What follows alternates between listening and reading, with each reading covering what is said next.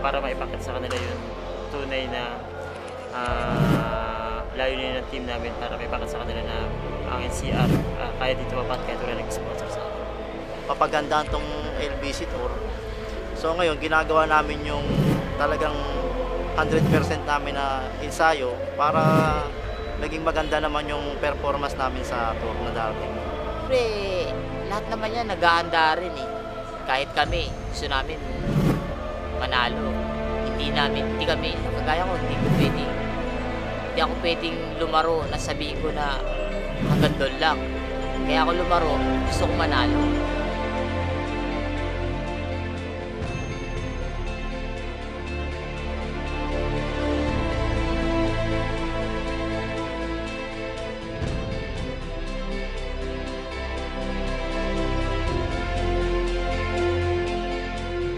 Kang bibitaw sa pangarap mo para makuha mo pa yung gusto mo.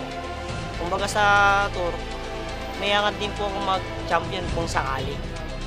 Sa ngayon, maraming malalakas kaya pagbubutihan namin yung pag-iisayo para sa team namin. Actually,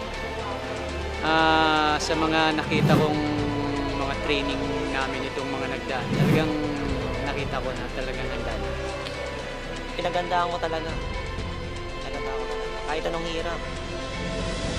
Kahit yung mabiyahe kami ng malayo, kinabukasan may ensayo pa malayo.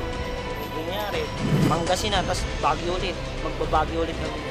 Para lang ba yung lakas ba nandun, nami-maintain para pagdating sa karera, pata-patas. Kumbaga, diskarte na lang.